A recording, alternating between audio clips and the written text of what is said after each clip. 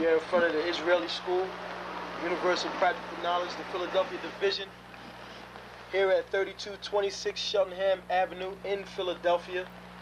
We're standing in front of the school right now, getting a description of the 12 tribe sign that's been painted by one of the brothers that was in the school: Judah, Benjamin, Levi, Simeon, Zebulun, Ephraim, Manasseh, Gad, Reuben, Naphtali, Asher, Issachar.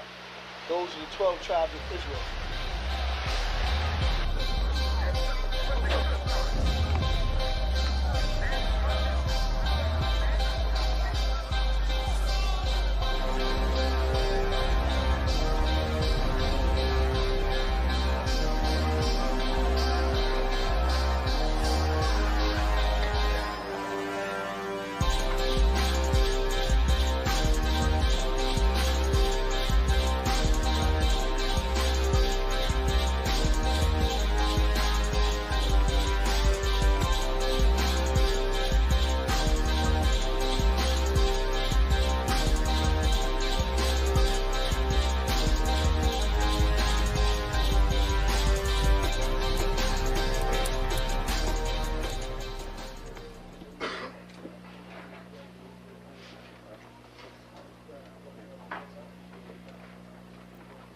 Shalom.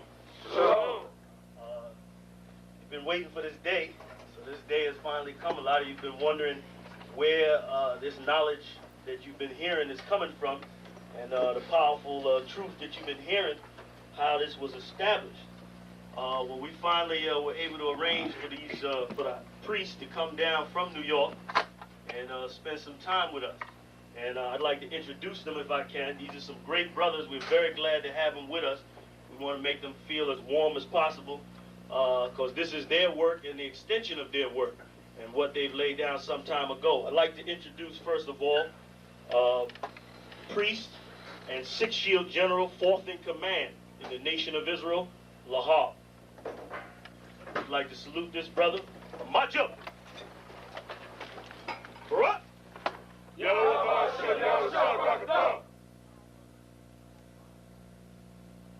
Yeshabiam, which means sit.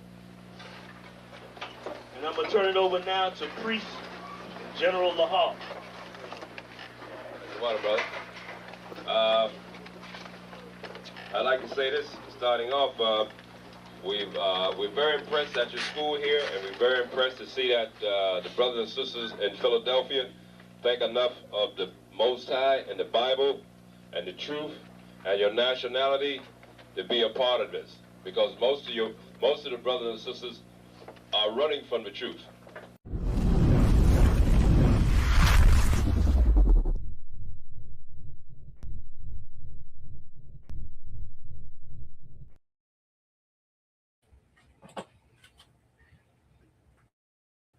Hey, shalom, shalom. Shalom. Yabashim and Shabrak brothers. What's going on, Ahabuan? Yabashim and Shabrak. Is my sound okay? Yeah, you sound good. You sound good. Come, Most High in Christ. All right, what's going on? Blacks, Hispanics, and Indigenous for the Israelite School of Universal Practical Knowledge. Started at 1 West 125th Street, Harlem, New York. Tonight is Monday night history class. Okay. Officer Kazaka of Detroit just held down a beautiful history class. And now we're going to get into, some of the Canadian side. All right. Anybody, tuned in on Toronto or Windsor, make it downtown Toronto this Saturday. We got camp at Dundas Square. All right, Sankofa Square. We'll be out there around 12 o'clock, 12 noon, probably till around 5. And so this history class, you could say, is dedicated to this week's camp. All right. I'll bring out some information for brothers, anybody tuned in. You want to learn some information, about Toronto or Canada. All right, this is a good class to tune into. Gonna help prepare brothers who are going out there Monday.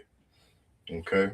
Shout out to the chat. We got Maria and Nadaba Yahawada. What's going on? Yahawah Shema Thamba Shema Shah. All right. I want to get right into it, Ahabawan. I got like 20 articles lined up. I got a couple too, sir. But this is your forte. This is your forte. Yeah, I know there ain't no way I'm gonna get through all this information. So, I've been spending these last 3 hours trying to compact it to get some important points out. So, let's jump right into it. If I may, before you jump into it, sir. Yeah, go ahead. So, you got to understand Israel. Remember, for those who went to public schooling, we were taught that our people fled from the southern states to the northern states and to Canada because it was safer for us, right?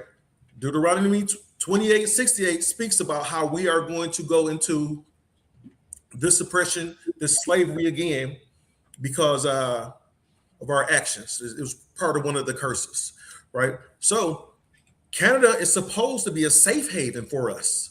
Remember, they told you to flee to the north. They told us to look at the North Star, follow the North Star, and go take it all the way as far as you can north. Today, we're going to bring out something that's you probably wasn't told before. You wasn't told that, how can I say this? Canada didn't want your black ass either. Sir? That's heavy. You know what? And, you just helped me, kind of,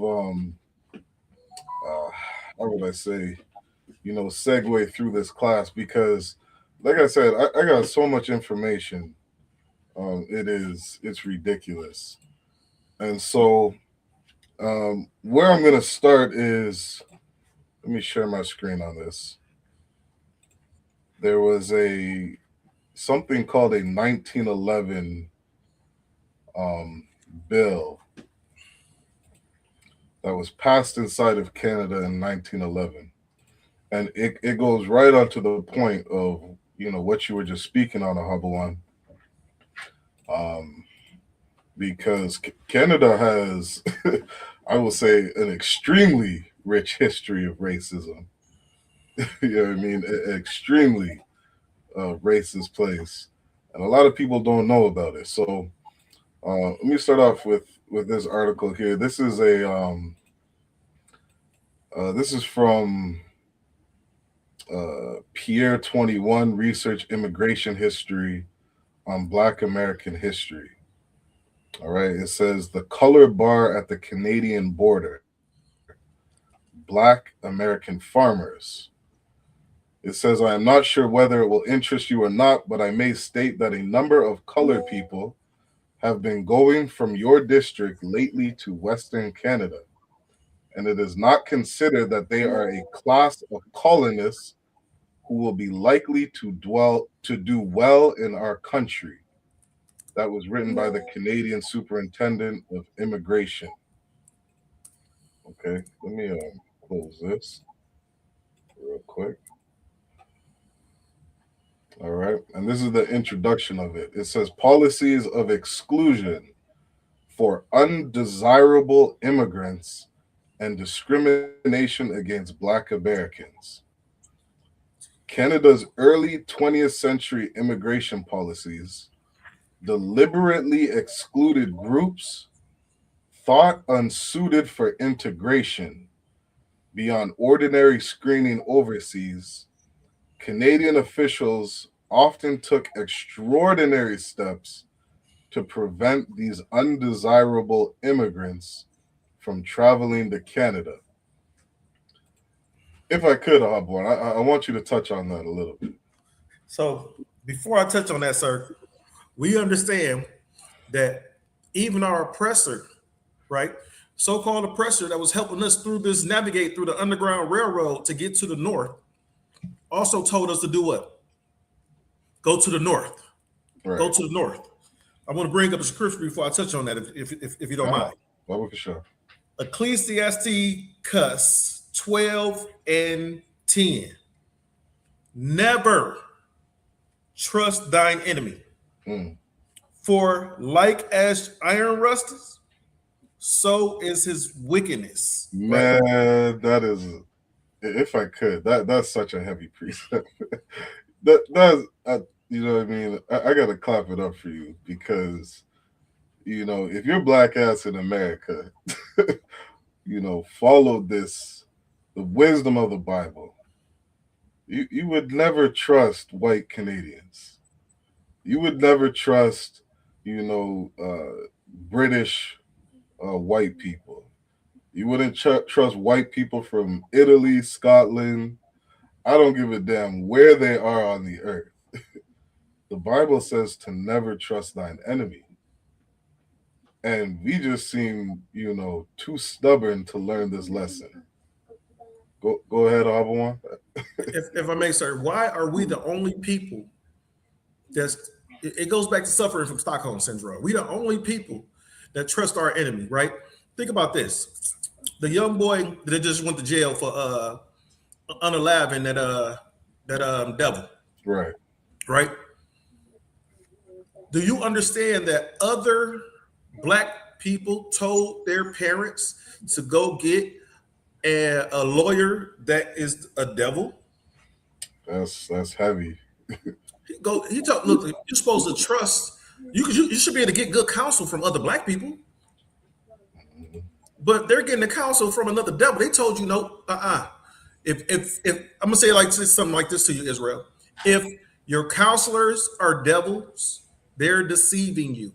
If it's not going to benefit them, if it doesn't benefit them, they're not going to give you good advice. Did Pharaoh? Man, this is something that Kazak brought up. Did Pharaoh give the Hebrews good advice? No, he made them work. He made them work harder, right? With gruesome tactics and gruesome situations. Wouldn't allow them to go worship their God one day, right? And guess what? The people still got out there in the field and worked every day, right? But what was the Egyptians telling them? No, y'all got to get out here and work. That's what the Egyptians tell them. Oh, don't run. Think about this. The white man said that trying to run from slavery was a psychological breakdown in your mental. Try to escape oppression. When the Bible says oppression will make a wise man mad, and if oppression makes a wise man mad, then trying to escape oppression should make a wise man not so mad. Right. God. What we're trying to do right now is help you escape oppression. God. That scripture, never trust thine enemies, Ahabawan, that is, to any brother going to camp this Saturday, that is a perfect precept to bring out. You know what I mean? There's someone in the chat saying, do y'all support Israel? Hell, fuck no. You know what I mean? The ISUPK, we support blacks, Hispanics, and indigenous. You know what I mean? A better question to ask is, when has Israel ever supported us? If I may, sir. Yep, go ahead. There was a video where one of them Israelis said that the most dangerous thing to the Israelis on this planet is not Iranians getting nuclear bombs, right? It's not America turning on them. It's young black people. Do you have that video? No, not right now. But that's why we don't trust Israel. Okay. I just wanted to make sure the sister's question was answered correctly. I don't know if that's a sister. That might be a double. Salakia. Oh. Yeah. So Salakia then for calling you a sister. I don't want to get too far into it with them. You know what I mean? Like I say, there's so much information. And that spirit that you said of never trusting thine enemy, that's, you know what I mean? That's a heavy, heavy teaching point for blacks, Hispanics, and indigenous inside of Canada. And one of the things that you'll learn, as a brother or sister living inside Canada, is because of how deceitful these people are, you could fall into that trap of trusting them. You know what I mean? Because of how they move as a nation, you might think this is a safe place, a beautiful place, but we should really understand as a people to never trust our enemy, no matter where on God's green earth they are. You If I may, understand? sir, Yeah, go ahead. let me ask you a question. And now we see the injustices that's going over in America because we're living here, Right. right? Are you seeing the same injustices over in Canada? Brothers and sisters getting gunned down in the street like dogs for having Subway sandwiches and cell phones. It's like it's against the law to eat a damn sandwich and have a cell phone and make a call to your mama, Okay. right? Pulled over. Look at the arrest rate compared to us to our oppressor, right? Okay. We're seeing those things, right? And then we're seeing statistics like black men are looked at as deadbeat fathers when statistically in America, out of all the nationalities that are here, black men are in the household more than any other nationality. Okay. Not only are they in the household more than any other nationalities, right? We're looked at as peddled as dope dealers and thugs. Okay. When the term thug came from the East Indians because they was out robbing and killing and shooting. Yeah. That's not us. We are a peaceful people. We always been a peaceful people. Even when Christopher Columbus came over to the Caribbean islands to see those people, he said, "Man, I could take care." And I paraphrase. He said, "I could take over these people with a small amount of men. There's no murder. There's no rape. There's no robbery amongst them." So where we got the murder, robbery, and rape from was our oppressor. Okay. Yep. No, to answer your question, it absolutely happens inside of Canada. And there's a sister I always remember. Her name's Chantel Moore, because her mother called the police, looking for some assistance for her daughter, and her daughter ended up with 6 bullets in the head, from a police officer who was found not guilty. That's a story I always remember. Just to give an example of the things that happen to us here in Canada. And so, another thing to understand is, it's good to look up stories on indigenous people in Canada. You know what I mean? Canada itself as a country, its population isn't as big as the United States. So you're not going to have the, as many stories, you know what I mean, as you do in America. But it definitely goes on here. And that's a good point. I'll bring up the next video I have to segue into after I read this, just this last part of this bill, just to get an understanding. Okay, it says Canadian authorities also paid agents in the United States to warn Black Americans of the pernicious nature of Canada and to instruct them on its dangers. One such agent is G.W. Miller of Chicago, a Black American doctor, wrote a convincing, if contrived, editorial for the Oklahoma Guide, a newspaper with primarily Black readership, published in Guthrie, Oklahoma, among other discouraging fancies, who wrote of the Canadian border that your wife and daughter are stripped of their clothes before your very eyes and examined by a board of men. This had the desired effect, with Miller reporting that poor reputation of Canada had spread throughout the state by the end of his work in July 1911. Not coincidentally, demand for immigration to Canada plummeted. So this is just one example of they lied to Black Americans. You know what I mean? Canadians straight up lied and said, when your women get over here, we're going to strip them naked, have bored of men, stare at them, watch them nude. You know what I mean? In order for them to enter the country, just as one of the thousands of pieces they put out to discourage black people from coming into Canada. You know what I mean? This isn't something that they really did. They just put it out in black newspapers to discourage black people from coming into Canada. Okay? This all happened in 1911. And let me see if there's a conclusion to this. It says the conclusion was the banning of black immigration. Okay, so understand this. What do we always say? 1867, slavery was abolished. So from 1867 to when slavery is so-called abolished, by 1911, white Canadians were so sick of black people, they banned Negroes from coming into the country. Now I have another question, sir. Okay, go ahead.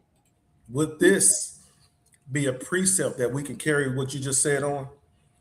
Mark 3:27, right? Because understand, your wife and your daughter is being stripped in front of you and examined, with whatever techniques that, because this oppressor is a PDF, right? Yeah, not just he's a PDF, he's a essayer. So with him being an essayer and a PDF, your wife and daughter is stripped nude in front of you, and they're poking and prodding. No, Salakia, if I may. This wasn't something that really happened. Okay. This is what Canadians said would happen to your women if they came to Canada. And that was just, one of the examples on how they tried to discourage black people from coming into Canada. Okay, so it's propaganda. There you go, propaganda. And they put out all this propaganda because basically Canada, like the title of the class, they didn't want your black ass inside of Canada. They did not want you here.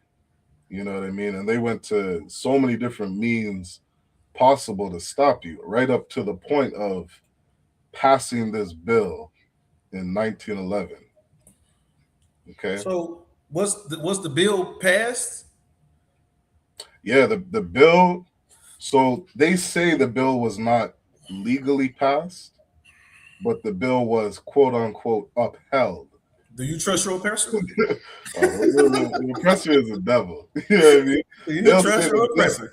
I think that bill was passed. Yeah, it was passed. He wouldn't let it. It wouldn't have came out if it wasn't passed. Yeah, and we weren't allowed back in the country until 1955. We're gonna get to that. All right. So, just closing on this, it says the episode closes with a definitive act on the 12th of August, 1911. The Canadian government passed an order in council banning any immigration belonging to the Negro race. And they claimed it was deemed unsuitable to the climate and requirements of Canada. They said, this is what I mean about, shout out Itazarox in the chat. You know what I mean? Like when we say our oppressor is the devil, man, you really have to watch Canadians. You really have to watch white Canadians because they are some straight up, fork-tongued bastards. You know what I mean? They banned Negroes from coming in the country in 1911, and they claimed that it was, just out of love, boy. You know what I mean? So why, if it's out of love, why everybody else wasn't banned? God. That would have been out of love. They were not banned. Over here. We just want the Canadians. So, anybody that's not Canadian, a born Canadian citizen, you can't come over. And that would be true if, they really cared about people. They would have said Canada is not a good place to live. You know what I mean? But they just said for the Negro race, it is not a good place to live. They could have just said, "Nigga, it's too cold up here for y'all. It's too cold up here for y'all. We don't want y'all to come up here get frostbitten and things like that. We would like for you guys to stay towards the southern states because it's warm down there, and pick cotton while you do it." Yep. Okay. If I may, sir. Yep. Go ahead. I got something for you too, and this is Wikipedia. It says the Order in Council PC 1911, right, was a proposed 1-year prohibition of black immigrants from entering Canada because, according to the Order in Council, the Negro race was unsuitable to the climate and the requirements of Canada. Nigga, it's too cold up here. It was tabled on June 2nd, 1911 by the Minister of the Interior, Frank Oliver, following mounting pressure from the white prairie farmers who was discounted in the influx in the immigration of black farmers from the United States. So you got to understand, these black farmers was about to come up here, and them white farmers was thinking, hold on, they know how to farm better than us. That's the reason why we kidnapped their ass from the western coast of Africa, because they can farm better than us. They're not about to come up here and out-farm us. This is all about farming. Right?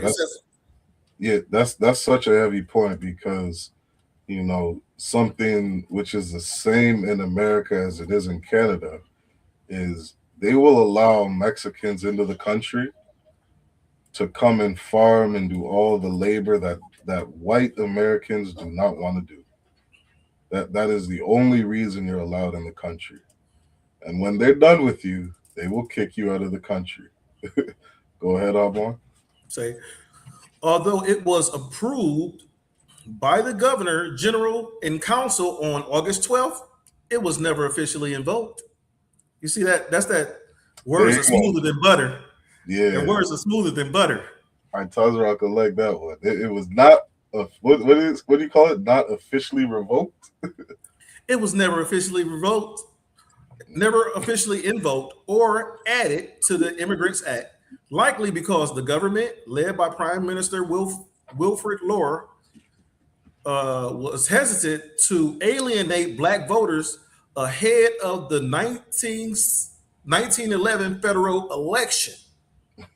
So what we was talking about, the young man that just went to jail, Carmelo Anthony, and it was rumored that the reason why the black lawyers didn't want to take that case is because they would lose the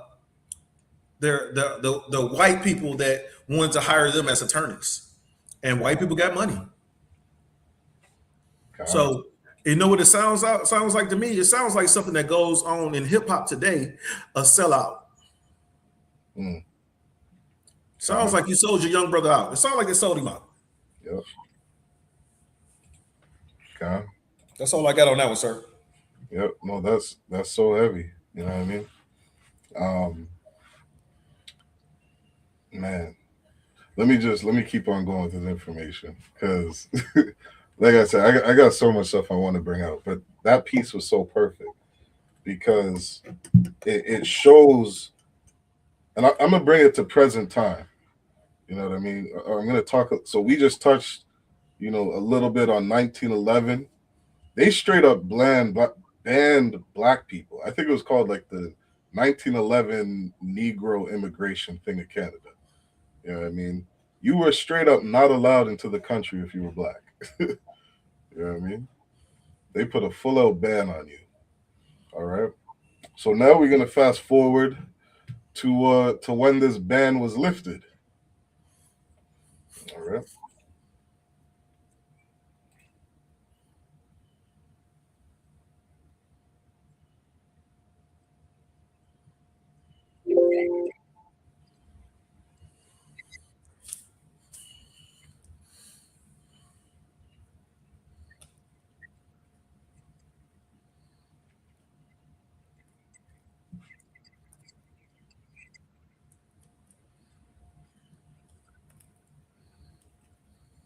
So in 1956, 57, they uplift this band from Canada. Okay.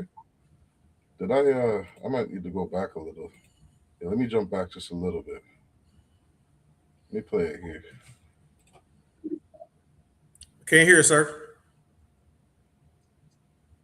Can you hear it now? Can't hear the video. You can't hear the video at all? La. Oh. Okay. Let me okay, what I'll do is I'll bring up an article on this just for time's sake to keep going.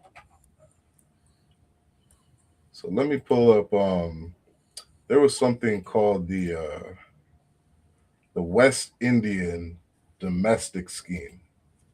Okay. That sounds like it's gonna be some bull already.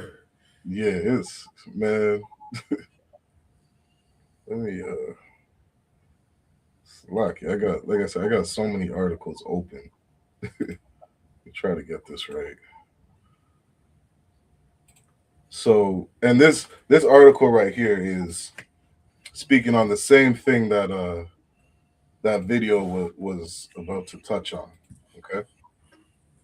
So this is called the West Indian domestic scheme in Canada. Okay. It took place from 1955 and it ended in 1967. Okay. It says domestic labor refers to the essential work involved in maintaining a household, including cooking, cleaning, washing clothes, and caring for children and elders. The demand for domestic labor in Canada has often outpaced the supply of Canadian-born workers willing to participate in the field. As a response to the Canadian government has created various labor schemes to recruit women from Britain, America, Europe, and eventually the Caribbean. 1955 to 1967. The West Indian domestic scheme brought more than 3,000 Caribbean women, mostly from Jamaica, Barbados, Grenada, Guyana, St. Vincent and the Grenadines, St. Lucia, and Trinidad and Tobago, to perform domestic labor in Canada. Okay, so what we were going to watch in the video was in around 1955, 1954, Canada, because of it, that 1911 No Negro immigration bill, they were bringing in British women, white women from Belgium, from Italy, Scotland, and as these women were coming into the country in Canada, they did not want to do domestic labor. They did not want to work inside of a household, you know what I mean, and be, you know, some white Canadian woman's nanny. And they were fighting to get into the workforce, you know, off the back of the other white women fighting for women's rights. This is probably going on around the same time in America, Abuwa. Right after World War II, you have the feminist movement, you have white women fighting for, you know, the right to enter the labor force. And this is what's going on in Canada. If I may say real quick, Yep, go ahead. you get white women fighting to enter into the workforce, right? Black women was sitting at home because their husbands was over at the war and money was getting sent back, and then it was forcing our women to work. Them white women should have said, these sisters is taking our jobs, allow them to stay home and rest and let us get the jobs. Yeah. That's what they should have did. But no, they didn't think of it that way. Nope. Right? You should have been like, you know what? Government, allow her to stay home. That's a job for me. Right? A strong, independent white woman should have had that job. And the sister should have been able to collect that money that her husband was sending over from the war and take care of their family. Okay. With no interference. And instead, you know, they decide to fight for these rights. And only because of that, Canada drops that 1911 act of no Negroes. That is the only reason that act gets dropped. And they say, we're going to hire Black Caribbean women. All right. It says domestic labor, or let me jump down. Domestic labor schemes in Canada. The first labor scheme for domestic workers targeted white British women in the late 19th century, just as I said. Many Canadian-born women refused to enter the field because of poor working conditions, even if that meant taking lower-paying jobs in more traditional fields. Rather than improve working conditions, the government decided to initiate a labor scheme. At the time, British women were the most preferred immigrants, as they were considered for their potential roles as future wives and mothers of the nation. If I may. Go ahead. You notice those British women were not considered white yet. God. The Italians wasn't considered white either. Not in the beginning. God. Select. So what we have to understand, Israel, is that if those people, we'll bring it up another time about when those people became white, because the white nation and those white folk were, it was a small amount of them in the beginning. Because remember when Hitler did what he did over there in World War II, the only pure nation was the blonde hair and the blue eye folk, and he didn't have blonde hair and blue eyes, so I don't know where he got that from, but I digress. Yeah, they don't that's what I mean. Even that person in the chat who said, do you support Israel? You know what I mean? Like, white people, they like to delineate themselves from other white people. You know what I mean? They like to say we're not brothers, when really you're all the same damn family. You know what I mean? You know what they're saying, sir? Yeah, go ahead. They're saying we're not the poor whites. That's what they saying. That's all they saying. We're not. Those are poor whites. And then as soon as those whites get some money, all right, we're not those whites. But then when them whites get some money, oh, we're not those whites. But come on in. As long as you get money, you're able to come in. Okay. Right. So black folk, I'm gonna tell you something. When you in America, when you in Canada, and you see this downtrodden white person on the corner begging for your cash, drive past them. Because if it was roles were reversed, he would drive past you too. Now, food drives, hand them some food, hand them some clothes. Don't reach in your pocket and give them no cash. Because I'm gonna tell you, like they said with us, when we was out in the corners begging, I remember a time in Detroit where you would get arrested if you was out panhandling on the corner. When I grew up, you would get arrested. They got a law called vagrancy law where you must have more than $20 in your pocket. Right. Right. So we should allow them people to live in their own laws. Okay. Because it would arrest them. Oh, he a vagrant, take him to jail. He has $19.99 in his pocket. Take him to jail. He's considered a vagrant. Okay. And if you see your brother out there begging, give him $20 so he won't be taken to jail for being a vagrant. Good night. Good I'm night. listening to the general too much. God. Let me keep going. It says, as British immigration was eventually unable to fill the labor demand, as labor pools became exhausted, the government looked to other countries as sources for domestic labor. A precursor to the West Indian domestic scheme occurred in 1911 when 100 women from Guadeloupe were recruited to work in Quebec. The scheme was quickly canceled by the government, mostly due to racist public outcry about the supposed physical and moral unsuitability of the women. During the recession of 1913 to 1950, and as Canadians were willing to take any work, the government deported many Caribbean domestic workers for fear that they would become dependent on government assistance. Now you know who get the most government assistant. Mm. Now understand this. In the Americas, these people have had a 400+ year head start. They need some hurdles. Mm-hmm. They need some hurdles. And what is isn't Go ahead, that and isn't that Salakia?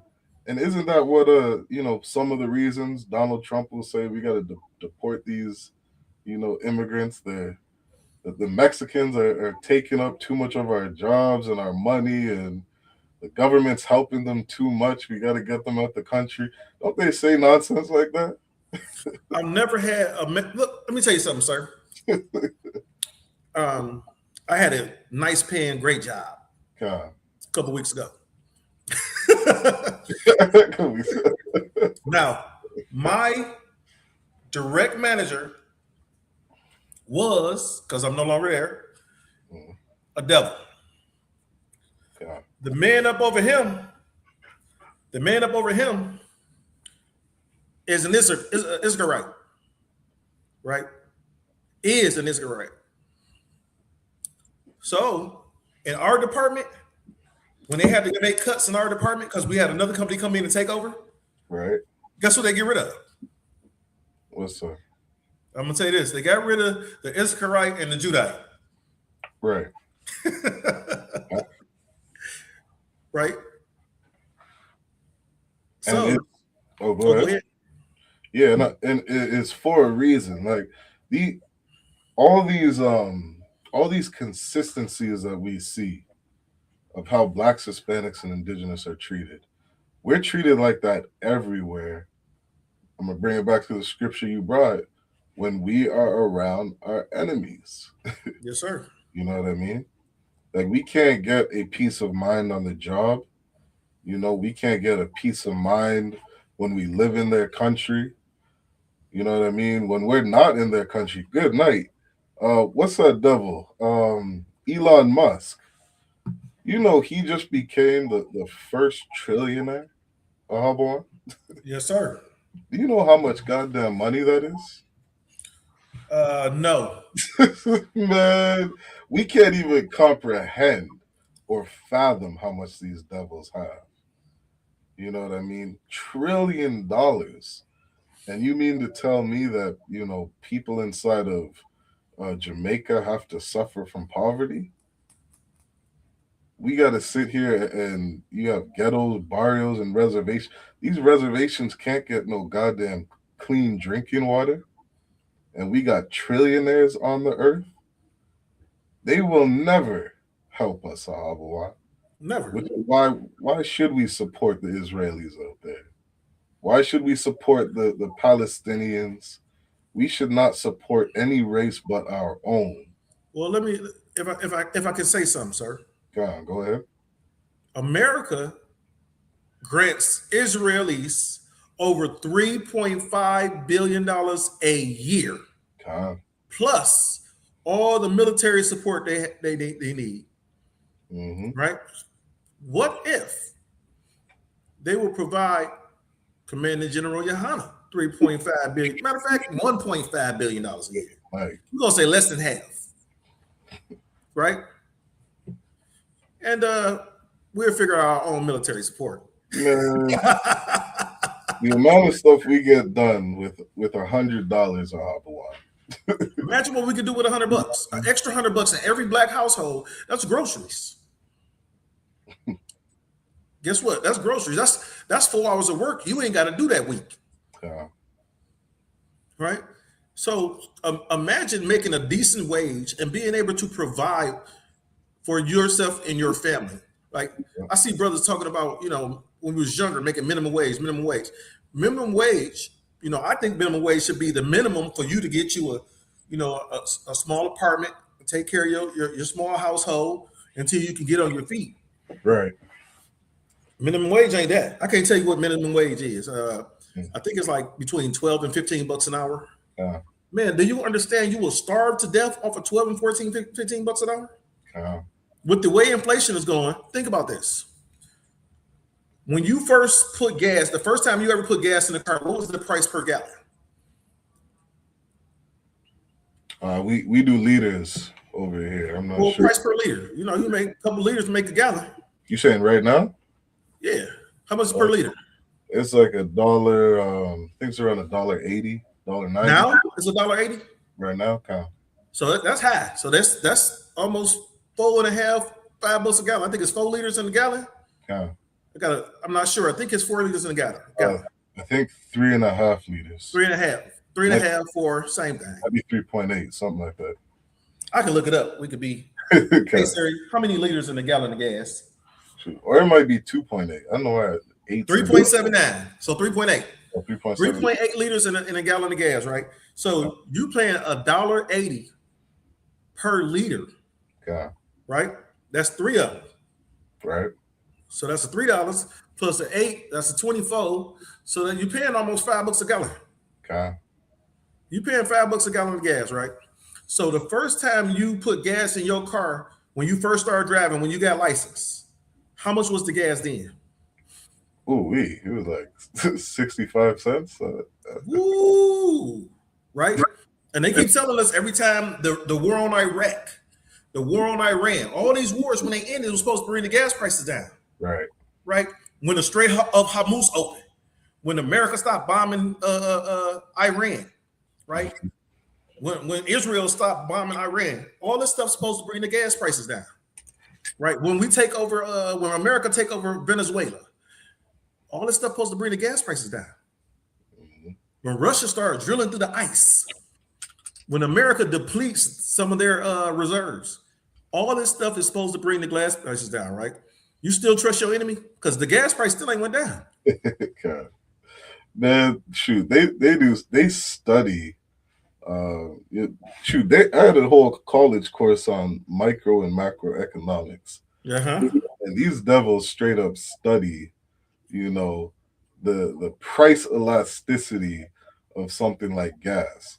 And they're like, these Negroes, they can't go without gas. We're gonna raise the price just cause. You know what I mean? And we're gonna raise it we're gonna raise it as high as it can possibly go to where people won't stop declining in buying gas.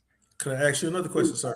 We go 10 cents over and we see people stop buying gas, they're gonna drop the gas price down 10 cents. Go ahead. Understand this is that when has the price of food went down? Because the price of food was supposed to go down when the price of gas go down, right? When has the price of houses? The price of housing was supposed to go down because of inflation is so high and people not getting jobs. The price of housing is supposed to drop, but it don't. It seems like everything, and this oppressor, he's so greedy. This is how Elon Musk got to $1 trillion, and there's not enough money for him. Yeah.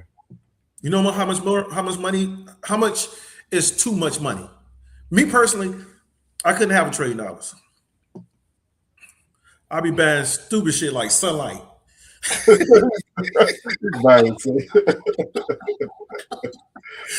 me all this. I own the Sunlight now. Anybody that gets Sunlight on them got to pay me $1. Like, right? How much money is too much money? Yeah. I think which one of the prophets was praying, you know, to be rich, but he didn't want to be too rich, but because he may do some crazy stuff, and I'm paraphrasing, and then he wouldn't want to be poor because he didn't want to be too poor where he had to steal. Was that David? I'm not sure, but look that up. If you could bring out, because this is right on to the point, you know, of the topic of the class. Look up Canadian farmers. They're something like the fifth. They're ranked like the top 5 in food exports. I think they made something like, or they exported something like $83 billion worth of produce. Yet they're only paying migrant farmers minimum wage. You know what I mean? It's on to that point of the greed. Like they're paying, you're Jamaican, you're Mexican, I mean, you're from a Caribbean island, you come to Canada, because you're trying to make some, some money to bring back to your country. Canada's barely paying you minimum wage. I got something on it, sir. Would you like to hear it? God, go ahead. It says Canadian agriculture and agri-food exports, including raw materials, seafood, and processed foods, total over $100 billion annually. As the world's ninth largest agro-food exporter, Canada sends more than half of the total food production to over 200 international markets, heavily anchoring a sector that contributes roughly $150 billion to the nation's gross domestic product.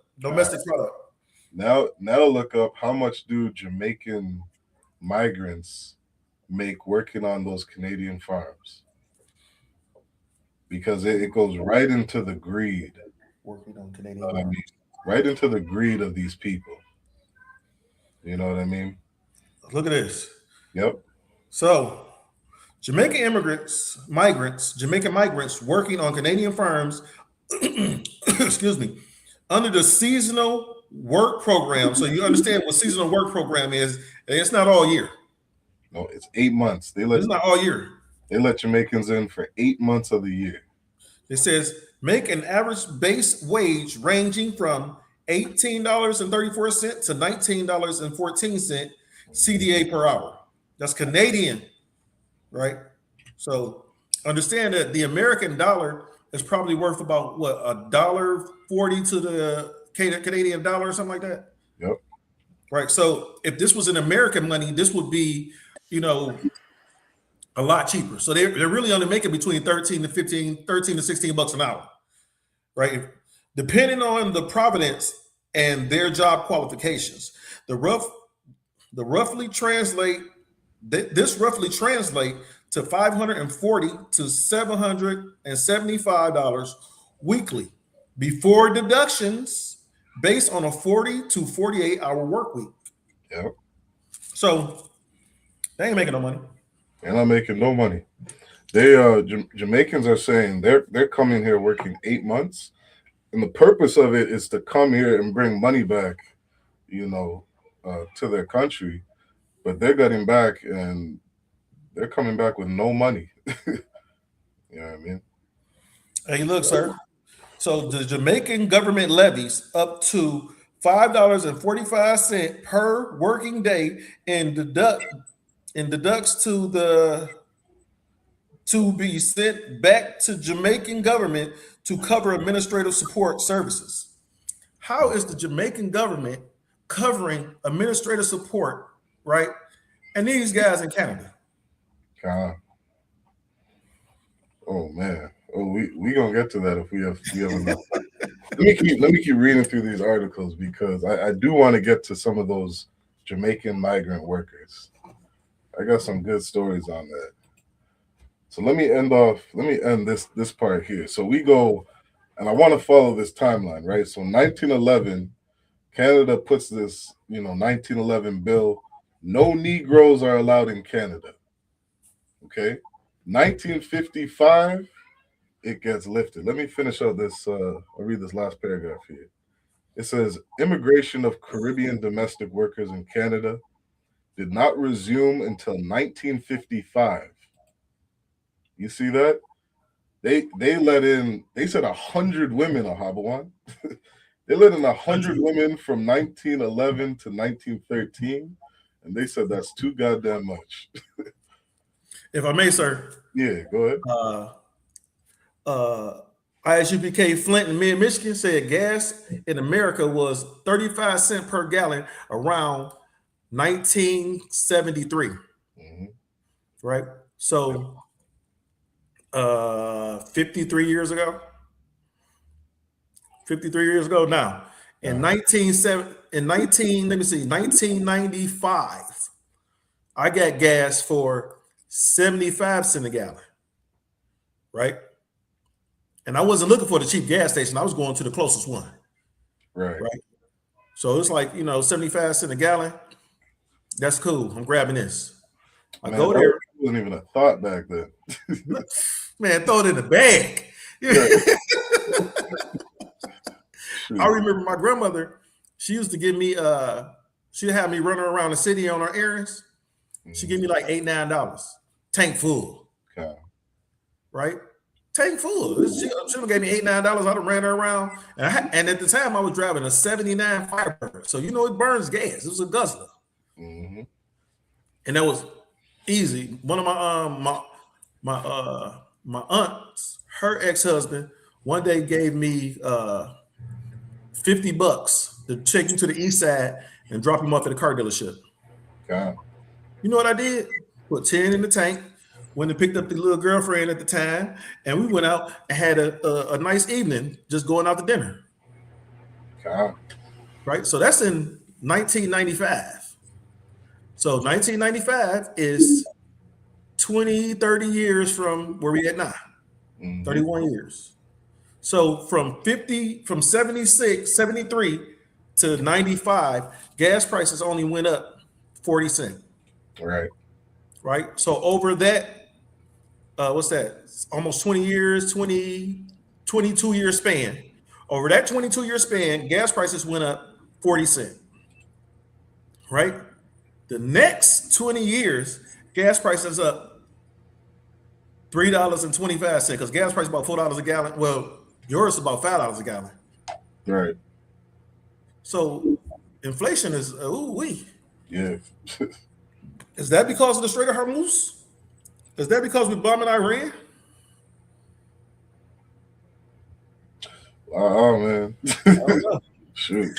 I know what it is because They because keep you're finding, such an enemy. yeah, they keep finding, new bodies of oil, every few months. Yeah. Shoot. Some new place, some new Caribbean island has the new oil. Look, these oppressors will shut down the production of oil just so the prices will go up. Yeah. So it's not like it's not in abundance. Yeah. If that's the case, then go ahead and push these electric vehicles. If it's that scarce, that of a scarcity, we push these electric vehicles. And guess what? Now we're not running on fossil fuel. We're running on solar power and water and stuff like that to get these vehicles. Okay. Yes, sir. As UPK Flint say, the Canadian oppressors are just another Edomite. Yep. We brought that up earlier. Damn right. Okay. Yep. I'm gonna keep going on this. It says, by then the Canadian government had been approached several times by Caribbean countries, which saw labor schemes as a way to manage high levels of unemployment and underdevelopment. In Canada, demand for domestic workers increased as more white women entered the workforce outside of the home. And as European labor pools became exhausted, Canada saw the scheme as a way to fill the need for domestic labor and improve trade relations in the Caribbean. So this year, 1955, they start letting black women, only black women, into the country. They lift that ban. It said to qualify, women had to be unmarried, between the ages of 18 and 35, and have an 8th grade education.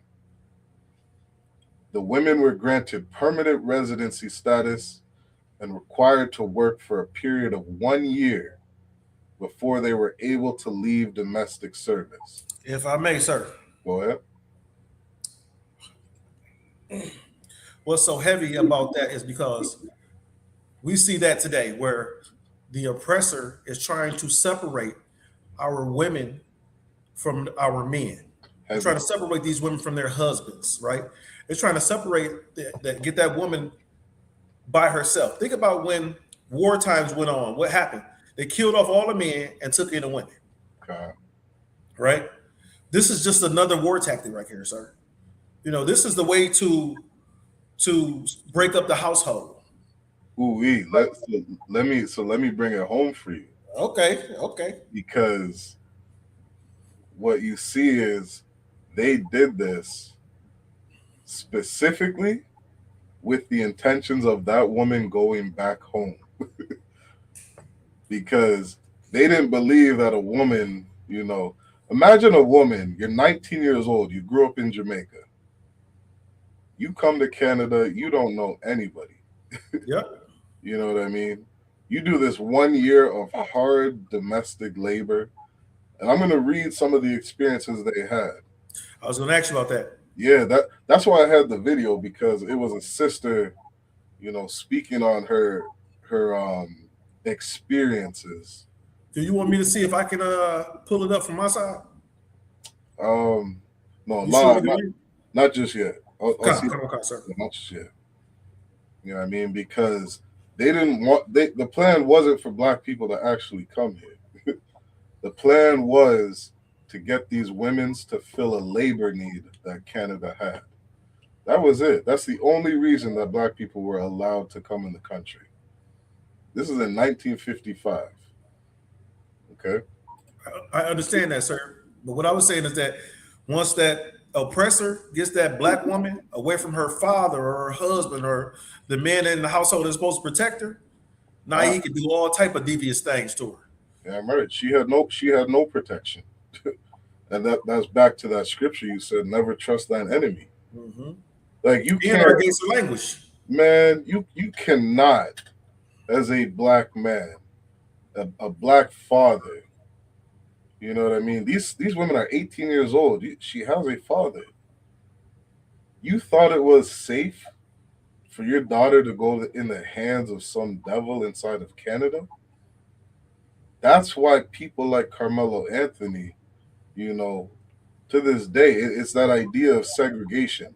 And this is what brothers this Saturday at camp got to bring out. Like, we should not trust these people at all. We should not integrate into their society. We should not trust them. We shouldn't, send our kids to their schools. We need to separate from them because they are absolute monsters. Damn right. You know what I mean? I'm going to read some of the experiences that these women had. It says, the women who participated in the scheme faced pressure from their home countries to guarantee the future success of the scheme. Women were given handbooks that provided advice on health and safety, proper attire, cultural differences, conditions of employment, proper conduct, and even personal cleanliness and grooming. They were expected to be courteous, polite, obedient, and perform duties cheerfully and efficiently. And I'm going to bring up how this is going on to this day. We're going to get into it. It says, the docility and subservience required of these women were not new ideas about Black women's behavior. Prior to abolition in Canada, enslaved and free Black women were most often charged with domestic duties in the households of their enslavers and employees. Black women were believed to be naturally suited to domestic service, and many Canadian-born Black women were restricted to domestic services because of anti-Black racism in the workforce. Many women who participated in the West Indian domestic scheme were highly educated and came to Canada for a variety of reasons, including furthering their education, seeing the world, and escaping poverty. However, their dreams of Canada did not always match their reality once they arrived. Most women arrived alone and struggled to find community or adapt to Canadian society. This was especially true for those who worked with families in cities and towns with little to no Black population. Some women were lucky to have employers who helped them navigate Canadian society and provided good working conditions, while others exploited the women's vulnerable position. Wait, sir, if I may. Yeah, go ahead. Now, I just want to ask you something. That line that you just read, about what you think the percentage is from one to another. Oh, they were Well, think about this. You had that first year in 1955. You only had like 100 people that came to Canada. Mm-hmm. You, So they you never seen another black person in probably that entire year. Man, I need that video. That's lucky. I'm just trying to help, sir. That's what I'm here for. Oh, I know. It's you know what? I'm gonna type it. Let me see if you could pull it up. It's called I'm gonna type it in the private chat. Let me see. It's called Untold Stories. Let me see. On the private chat. So it's called Untold Stories. And you want episode 4 from CBC Gem. You type that in. Yeah, you should find it right away.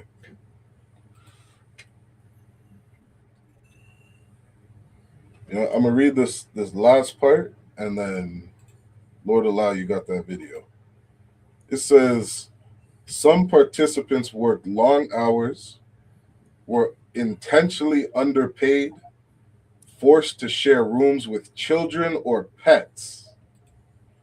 So you came from Jamaica and you were given a room with a dog. So you know what they thought of you, right? God. It says, and dealt with a high level of scrutiny and surveillance from their employers. In some cases, women were called racist slurs and experienced sexual abuse. Wow. You left your father in Jamaica to come to Canada to be molested, to be sexually abused, you know what I mean? To be raped, to be all different things, you know what I mean?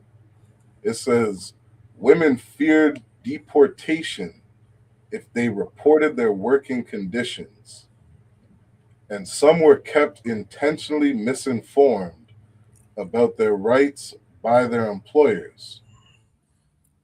Slock it, sir, if I may. Many who left domestic service at the contract experienced racial discrimination. Go ahead. It's asking for a sign-in, right? Yep, you can sign in with your Google account. All right. You got to create an account. I don't have one. Oh, no sweat. Let me I'll pull it up. Hold on. Let me see. CBC Gem. Let's see how. Yep, continue. Yeah, see if you can get in. Yeah, you got to give me a minute. I got to fill out all this information. No sweat. Let me drop that, because, and I don't know. Get me right on this, Ahabawan. Have you heard about the working conditions of, say, Mexican migrants coming into America? Do they not say the same things? That they feel pressured to act a certain way. They feel that they have to put on a certain show for their employer, not to destroy the agreement that America has with Mexico. Don't those same things go on to this day? Yes, sir. This is happening in 1955, and because of their condition, like, they're allowed to go through these things. I have an article. Do you have the video? I can't pull it up now. It's saying it won't accept my zip code. Oh, no sweat. Let me share my screen on this. All right. Because this is something going on in present day. I might be at the back door though. I got an idea. No sweat. This is an article, titled "Jamaican Farm Workers Decry Seismic Level Exploitation in Canada." It says, this is in Montreal, Canada. Jamaican agricultural workers say they face conditions akin to systemic slavery on Canadian farms, as they call on Jamaica to address systemic problems in a decades-old migrant labor program in Canada. In a letter sent to Jamaica's Minister of Labor and Social Security earlier this month, workers affiliated with rights group Migrant Workers Alliance for Change said they have been treated like mules on 2 farms in Ontario, Canada's most populous province. We are treated like mules and punished for not working fast enough. Damn. We are exposed to dangerous pesticides without proper protection. And our bosses are verbally abusive, swearing at us. They physically intimidate us, destroy our personal property, and threaten to send us home.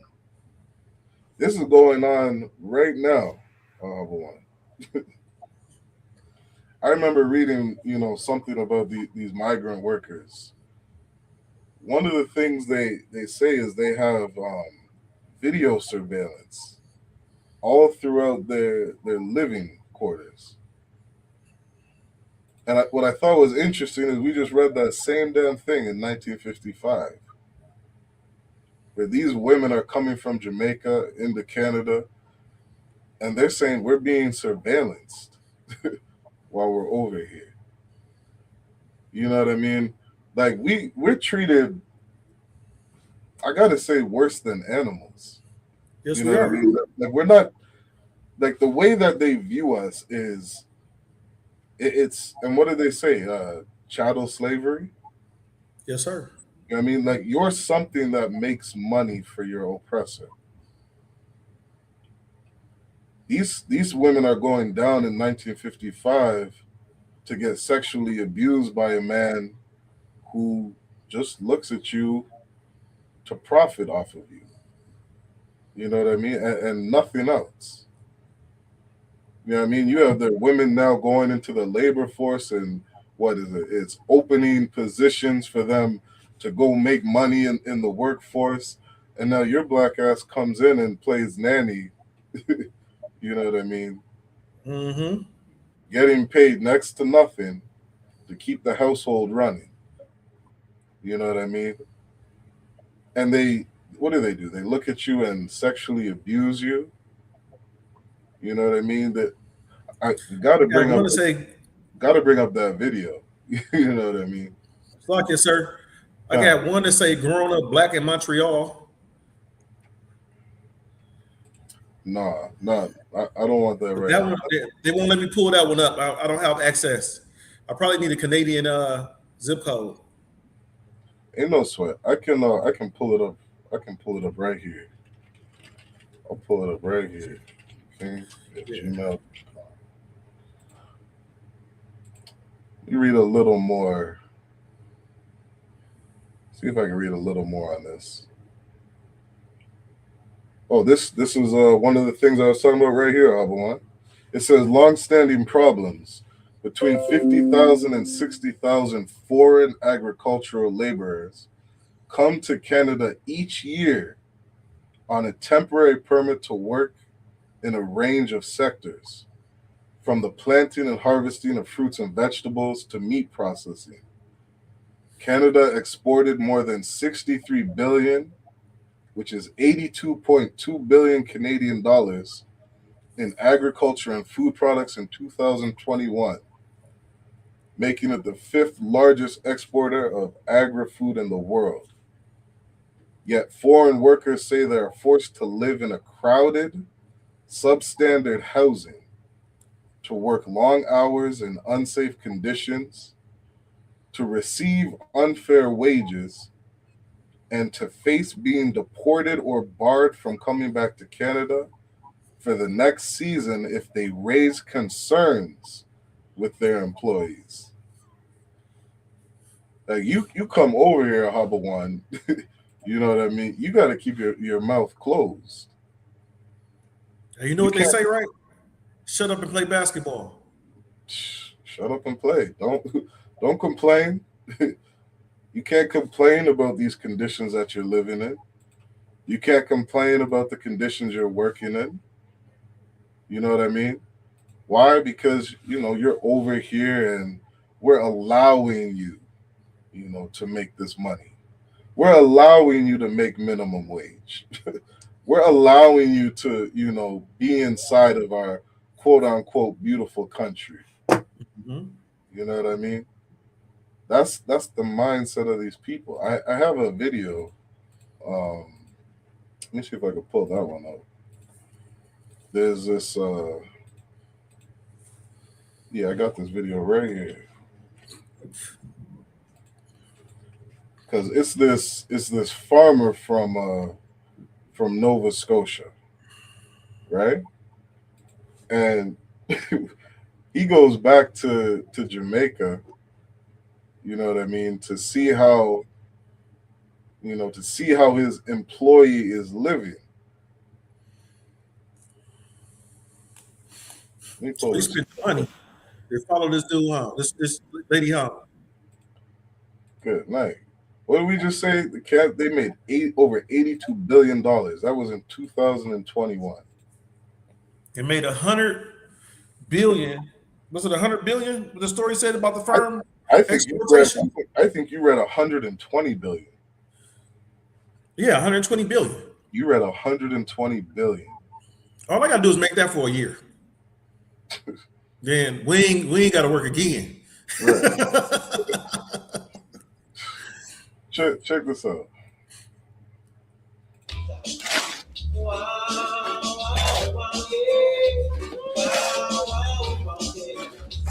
I don't wanna leave you behind.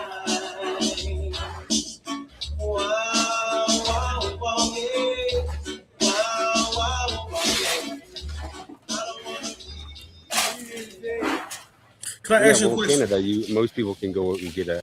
Go ahead. What year was this video made? Let me see. Because I want to let you know, high-lows and cranes exist. The guy that they're working for is a dirty bastard. Because well, this is them in Jamaica. High-lows and cranes exist. Okay. The guy that they're working for could use high-lows and cranes, some type of lifting assistance, right? And then they wouldn't have to do that with the cement. Right. A mortgage, and you build a house, you hire a contractor, and boom, 4 months later you're moving in.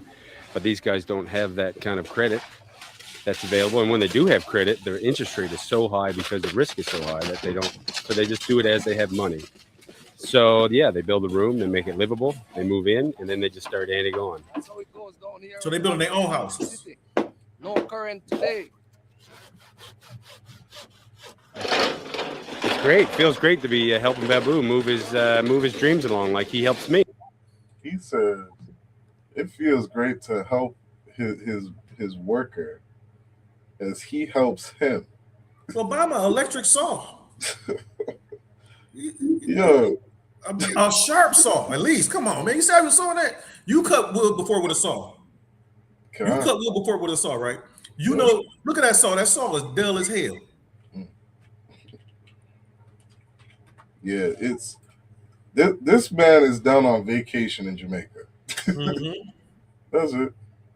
He just on vacation. And he had the nerve to say he's gonna help him the way he helps me. You know how many millions of dollars this farmer makes? Yes. So think about this, not just how many millions of dollars. He can't help him the way he helps him, right? Because understand is that he can't put in the effort that the Benjamite brother is putting in. Right. If you look at the scripture about Christ spoke about who gave the most, and it was the woman that gave her last, was it 2 pence? Right. Right. This is what this brother's doing. He's giving this man his last 2 pence. And this Edomite won't even lift his fingers to help him. God. Because he could have, with him being a multi-million-dollar firm, he could have at least bought some electric tools, some air tools, and they could have put that house up 10 times faster. A nail gun, an electric saw. It wouldn't have cost him nothing. Home Depot got packages of them. I'm sure they got a Home Depot or something similar to it in Jamaica because they got too many items in there to work on.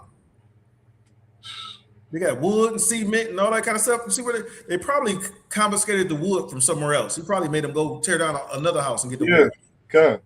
You see the one he was. Can I jump back? You see how bad it looked? It looked like he's cutting off. He's cutting off the rot. That's rot there. Look at it. He's cutting off the rot. This is what the man's using to build his house. And you care about your employee so goddamn. No. What another thing is, look at that is a raised platform. This man is sitting on the wood that he's cutting. That's dangerous. He don't care about his life. He don't care about his livelihood. He don't care about nothing. Know what he care about? Build that house. Any means necessary. You want to listen to Malcolm X? Listen to him now. Any means necessary. That's what's going on. Malcolm X, Martin Luther King, Al Sharpton, Jesse Jackson, all have failed you, Israel. All. Let me Man, this stuff make me angry because he could easily buy the dude a saw. You know how fast he cut that with a saw? Yeah. Yeah, take a second. Let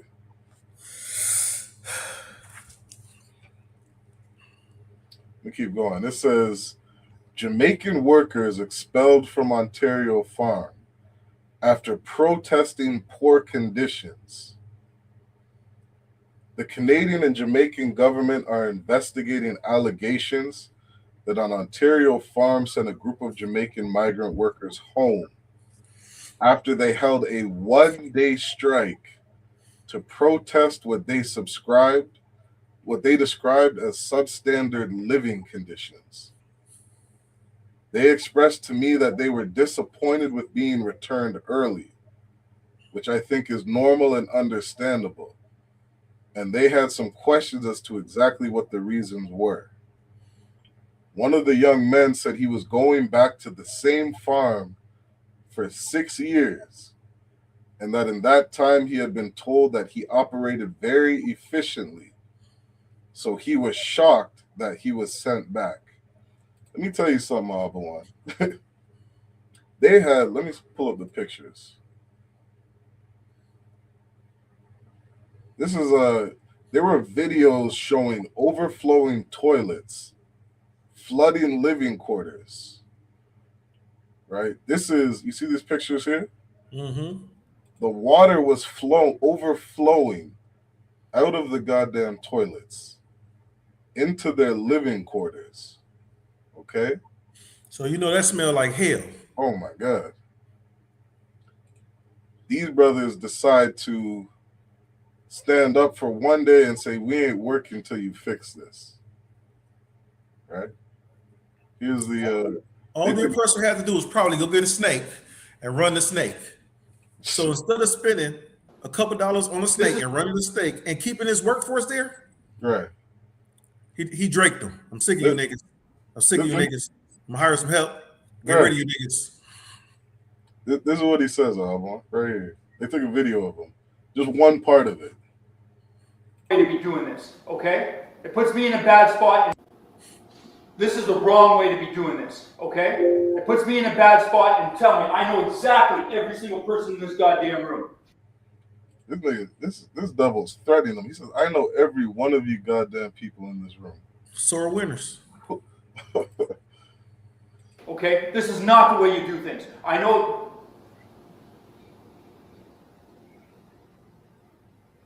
You know what it does, right? Ridiculous. See, what our people don't understand is that when these oppressors don't give you your pay, they get it. When they don't pay you right, like they're supposed to, they don't give you your bonus, they don't pay you on time. That's because they're figuring out a way to keep your money themselves. Right? They give these upper management bonuses for getting the job done the fastest at the cheapest rate. Right? So I've learned that in my last job that sometimes you don't want to be the one to finish early and get everything knocked out fast. If it's a 6-month contract, do like the city workers do out there when they're working on the street. Take 6.5 months. You just 15 days, but we have it done, sir. You can deal with 15 days. This thing's been shut down for 6 months. Yep. And smooth talk him the same way you smooth talk you. And get you an extra 15 days of pay out of it. I'm learning to slow up. Okay. I'm learning to slow up. I'm not about to knock out all my OPLs and all my agendas early so I can go ahead and walk around here and help some, some oppressor with his. I'm Right. gonna take the time that you give me in my contracts from now on, and I'm gonna stretch them out. Okay. And I'm gonna be right on time or a day late. Yep. No, I'm gonna do it. I'm gonna be on time because if you can't, you're not gonna be able to knock me for being a day late. Okay. Or if I do knock it out, I ain't telling you till it's done. I'm not gonna tell the oppressor all the work he wanted me done is done. No, I still got things I have to do, I have to take care of. As soon as I'm done, sir, I'll let you know. Okay. Okay. We've been sitting all spring, and now it's time to go, and this is the way I'm treated. You know what, guys? That's no problem. That is no problem. You guys use that word a lot in Jamaica. That's no problem. This is no problem. Don't worry. We're going to have this fixed. If you choose not to work today, that will be a problem. Okay? Everybody was scheduled to go to work today. I have a schedule day in and day out for you, man. Some days you're working. What did you say? He got a schedule. Didn't I just speak about that? Yep. He got a schedule. And if he gets it done early, right? If he gets it done early, if he gets it done cheaper, without having to spend any extra finances, guess what happens? He gets that bonus. That goes to him because you already paid your hourly ass. Look what Chrysler did this year. Chrysler said we lost $26 billion. So their people are not getting, their people did not get a, profit sharing. So you trying to tell me you spent $26 billion somewhere, or you lost $26 billion, and as a company, you didn't fold up? As a major automotive manufacturer, you did not fold up after losing $26 billion. Guess what that means? You got money to give these people because you didn't fold up. They've been receiving record number profit for years, and the profit sharing maxed out on Chrysler. I think it maxed out at 12 grand or something like that. So that means even though their profit sharing maxed out at 12 grand, you made this much more. You could have probably gave them 30 or 40 grand a year and you didn't. So you couldn't have took some of that what you call that residual money and slide it to your people just to keep them happy. They could have gave each one of their employees $500 to $1,000 and not saying that we giving them nothing. And then they would not have so many disgruntled employees. But the people at the top wanted to keep their money. Just like the president of the union. If he screws over the union, he gets $100 million bonus. I'm not saying $100 million, but it's up there in the millions of the type of bonus he'll get. Okay. This is a quote from one of the workers. It says, "It's not just power, but it's power coupled with racism.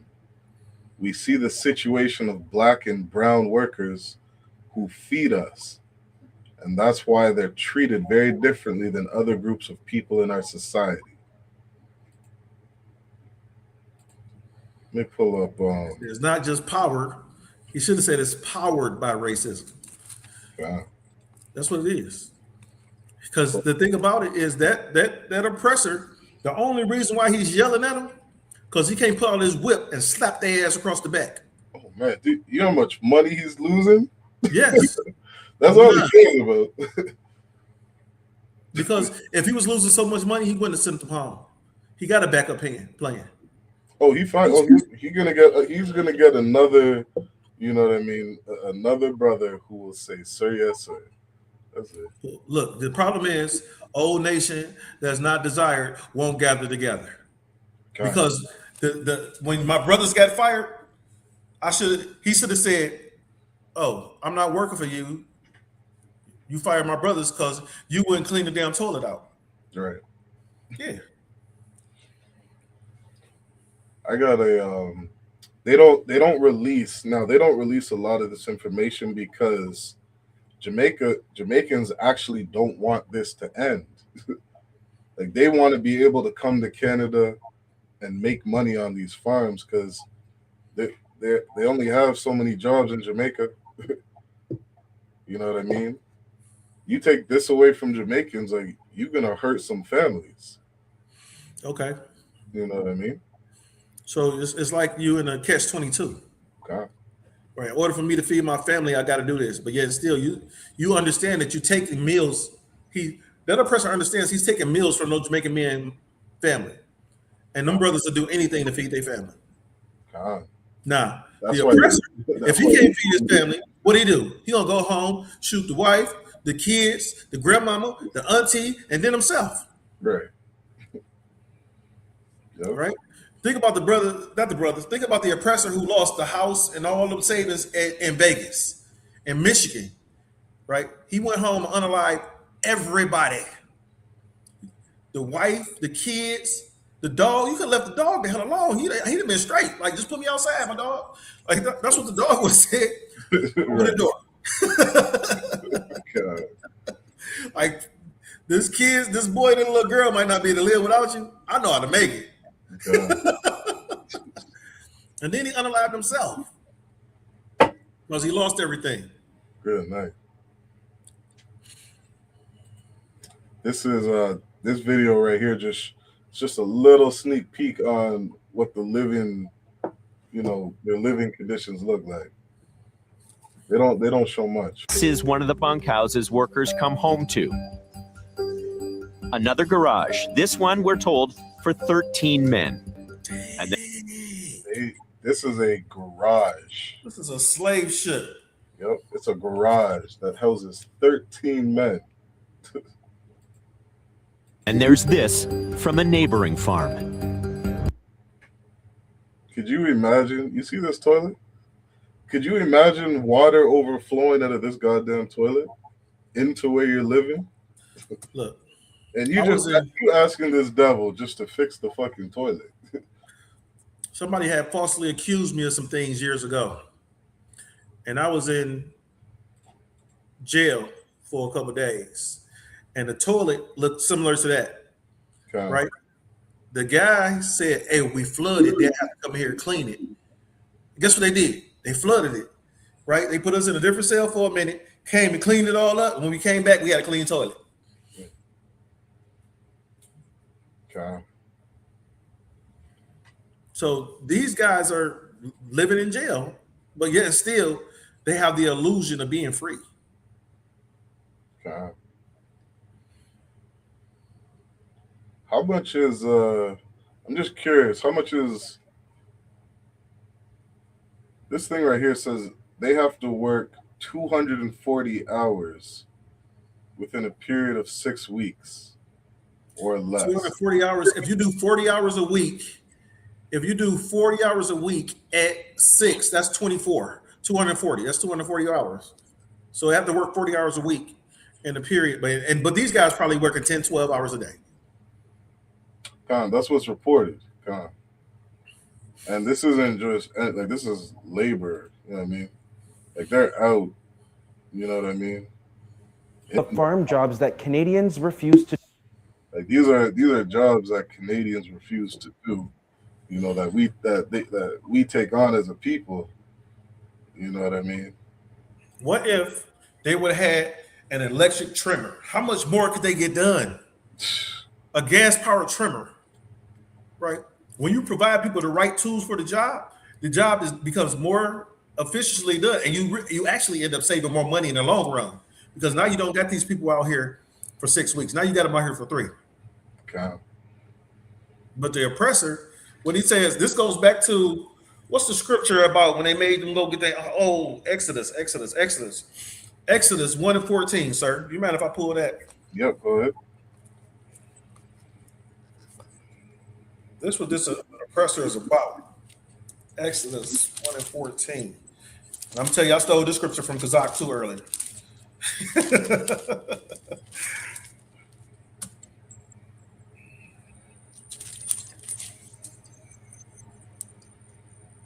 It says, the 13. It says, and went out the second day, behold, 2 men of the Hebrews strolled together. And he said to him that did the wrong, wherefore smitest. Is that 1 and 14? Okay, wherefore smitest thou fellow? No, that's the wrong scripture. Wrong scripture. Sluggy, what are you looking for? I'm looking for the scripture in Exodus about what's it? Oh, no, I know why it's the wrong scripture. I'm at 2 and 14. I'm supposed to be at 1 and 14. 1 and 14. Let's start at 13, right? And the Egyptians, this is Exodus 1 and 13. And the Egyptians made the children of Israel serve with rigor. Right. Right? 14. And they made their lives bitter with hard bondage and mortar and in brick and in all manner of service in the field, and their service wherein they made their service was with rigor. Right? Is that not what this? They could have provided them tools, right? They could have provided them tools. Not only could they have provided them tools, they could have provided them a clean place to lay their head where doo-doo filled water ain't running on their backs.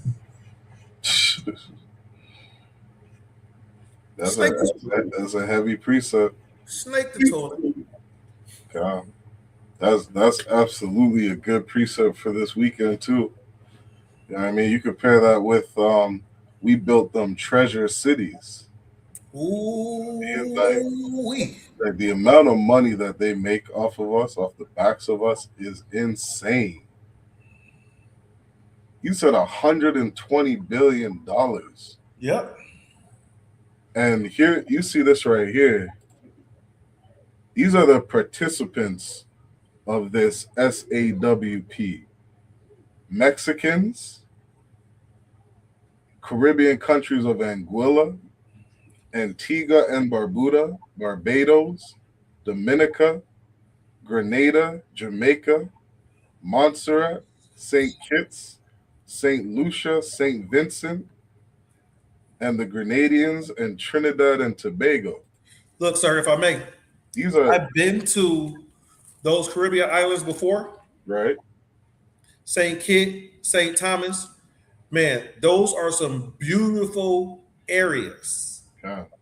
Beautiful, not just the area, the culture, the people. I met a guy down there who spoke 8 different languages. Yeah. I'm talking about 8 different languages. I speak English, nigga. Like, he spoke 8 different languages. I got that scripture you want me to pull it, sir. Go ahead. This is Nehemiah chapter 4 and verse 6. Right? Let me start at 5. Go ahead. And cover not their iniquity, and let not their sin be blotted out from before thee, Slaki. For they have provoked thee to anger before the builders. Verse 6. So built we the walls, and all the walls we joined together unto the half thereof. For the people. Salakia. You want to get in Exodus. Exodus? Yeah. Built Pharaoh treasure cities. Oh, okay. Yeah. That's in Exodus. Like we made them you said, was that this year, Habawan, $120 billion? Yep, 120 billion. And you pay us minimum wage. That article said, these are only black and brown workers. Who's brown? Those are your Mexicans. You know what I mean? Your South Americans. The black people that they're speaking on here is the brothers from the Caribbean islands. Haiti, Jamaica, Trinidad. You know what I mean? This is who they bring over to literally build their treasure cities. Go ahead and read that verse. I just read Exodus 1 and 14. I think this is 1 and 11. I'll look right over that, sir. God.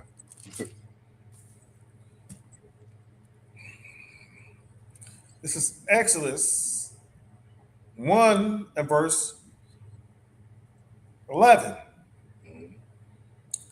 Therefore, they did set over them taskmasters to afflict them with their burdens, and they built of Pharaoh treasure cities, Pithom and Rameses. Man, those cities have still gone down in history. You know what I mean? You read about Python in history books. They tell you about how great of a city that was. That's what your black ass built. You know what I mean? Toronto is the third largest city in North America, right behind California and New York. State. Oh, Or what is it? Is it Slider, San? What's the city down in Cali? the city in Cali, Yeah. that's. I didn't hear you were breaking up, sir. So I was trying to.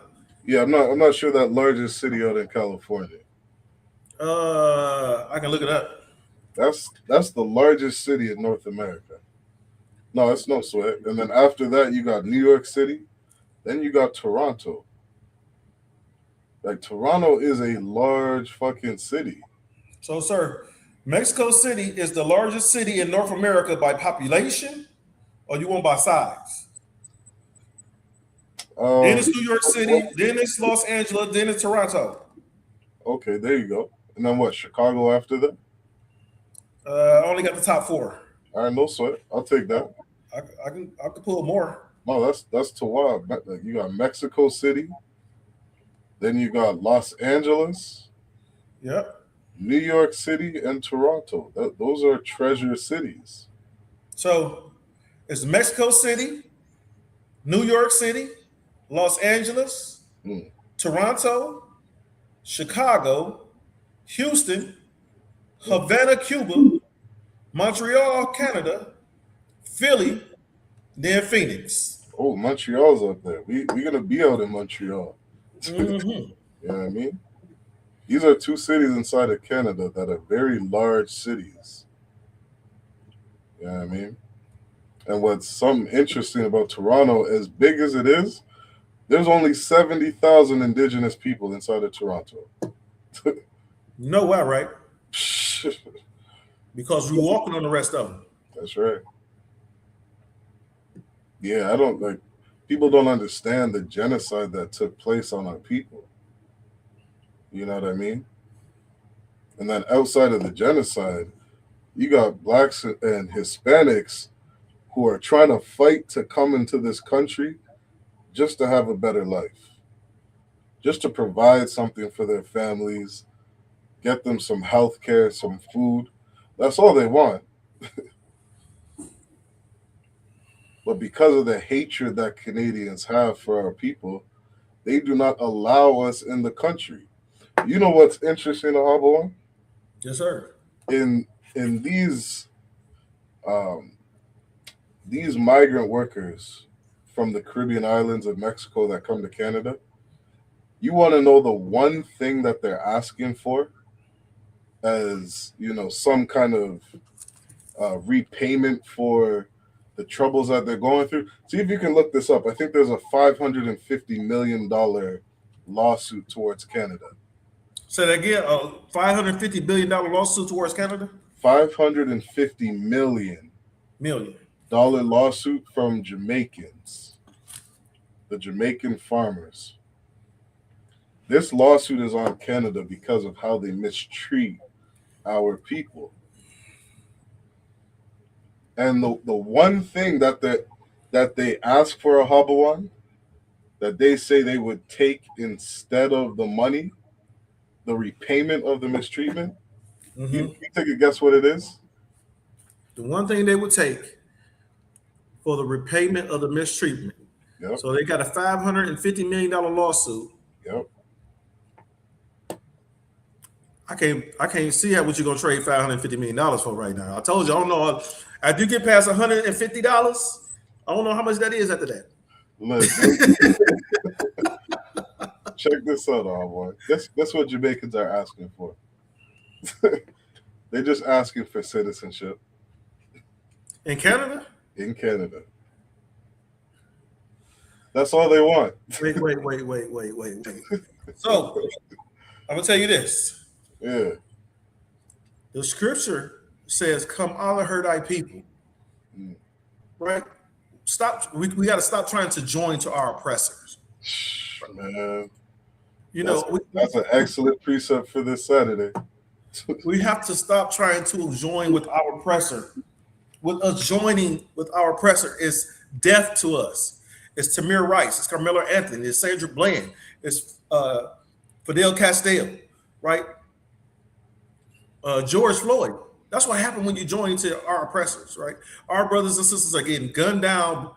Breonna Taylor was in her bed asleep and never woke up because a police officer fired through her window and hit her and unalived her. Right. Tamir Rice. I seen Tamir Rice sitting in the park with a toy gun. The police officer pulled up, jumped out the car, and fired on him. Never said put the gun down, never said nothing, right? Then I've seen devils firing upon devils. I've seen police officers get attacked by other devils.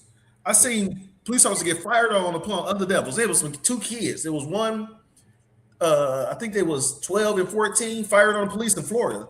The police said, let's wait till they run out of bullets, and then we just go in and get them. Wow. Tamir Rice never fired a bullet. Breonna Taylor never fired a bullet. Fernando Castile never fired a shot. And he look, guess what he had? He had a pistol's license. So the law said it's lawful for this man right here, a school teacher, in a car with his wife and his baby, to carry a firearm to protect them. Mm-hmm. And as he's reaching for his license, the officer's dumping on him. Yeah. Right? And guess what? Acquitted. The only one that was convicted was the ones that was firing at Breonna Taylor, and they missed. Right. They brought charges up on the ones that missed. Yeah. You know why? Because I want to go to Ezekiel, 35 and 5? Obadiah 1 and 5? Yep. Our oppressor has perpetual hatred towards us. Yeah. And when I'm having that hatred towards us, it's nothing.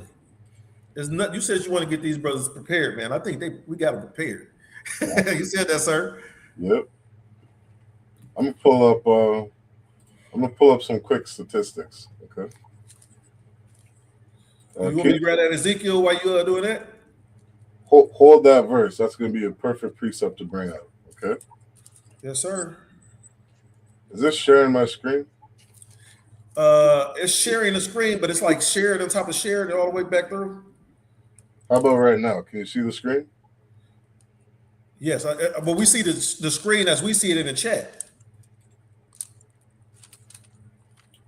Okay, Khan. Oh, I'm gonna read this really quick. This is in 2025, Canada welcomed 393,750 new immigrants in 2025.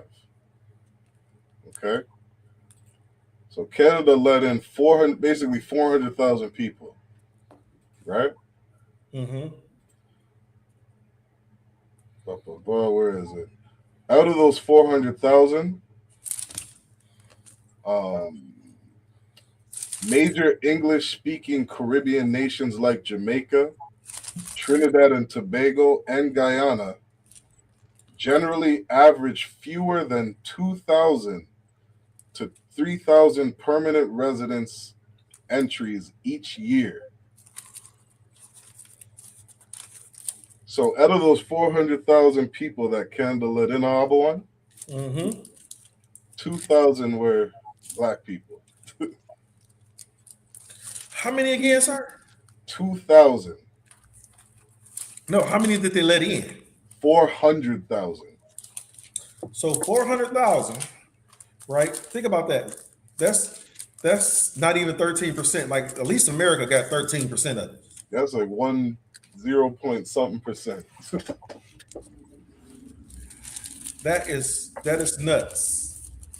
That is nuts because what it's saying is the same thing the title of the class says is that We don't want your black ass here. They don't want you. We This don't is want you here. God. Check this out. This is 2025.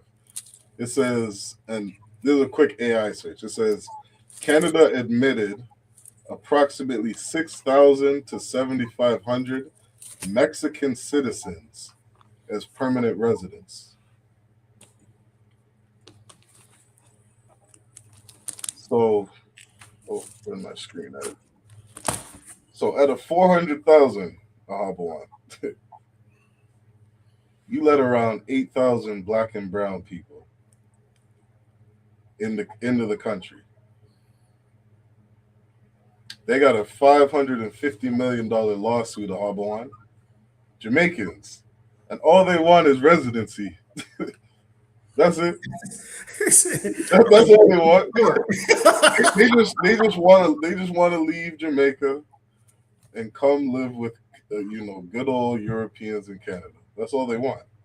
Hey, look, the oppressor said, "No, nigga."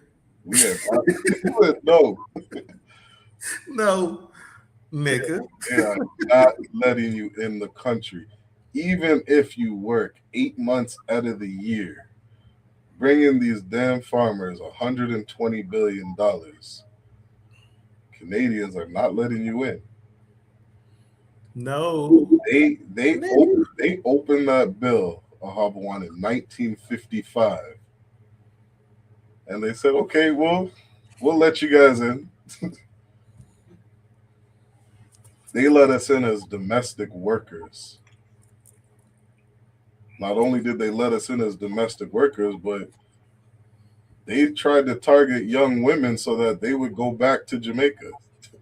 After they SA'd them and cheated them out of their wages and mistreated them. Okay. I got 2 scriptures. Yep, you got that verse? I got Obadiah 1 and 10. Okay. Right? It says, "For thy violence against thy brother Jacob shame shall cover thee, and thou shalt be cut off forever." Right? Understand this is talking about how Esau has perpetual hatred towards you, Jacob. Who is Jacob? The children of Israel. So blacks, Native Americans, Hispanics. And just because he let Hispanics in there, think about this. He let how many Hispanics in there too? 6,000. 6,000. So he let 400-something people in, right? He let 2,000 niggas from Jamaica in and 2 more thousand niggas that's Mexican. 4 more thousand. Right? You know why he does that? Because he wants you to fight against each other. So you can say, "Oh, he let us in, but he's not letting you in." Because he wants you to fight against each other. That's why he does that. Right? But then you got to understand this. This is going to be Isaiah 35:5, sir. It said, "Because thou hast a perpetual hatred, Slakia, because thou hast had a perpetual hatred and hast shedded the blood of the children of Israel by the force of the sword in the time of their calamity, in the time that their iniquity had an end." Think about it. God said, "Because you have shredded the blood of the children of Israel when they on their knuckles." Right? You won't let them into Canada so they can live free. You won't stop oppressing them in Jamaica. You won't stop unaliving them in the United States. Right? Because of that, verse 6 go down. "Therefore, as I live," the Lord said, "as I live." Like, you know how them young cats be like, "This on God?" God said, "I put this on me as I live." Yeah. "Saith the Lord God, I will prepare thee unto blood, and blood shall pursue thee. Since thou hast not hated blood, even blood shall pursue thee." Right? Think about the bloodlust that oppressor has. He has to kill. He's killing shit since he's 4 years old, 3 years old. The first time they go out hunting is 3 years old. Right? It was a video of a young oppressor on the internet. And he told his black teacher, this is a young oppressor. He told his black teacher, they said, "What you want to be when you grow up?" He says, "I want to be a murderer because I like killing." That's what he said. Because I like killing. He said, and he's going to unalive everybody except for his family. And then the teacher say, "What about me?" You say, because he thought about it,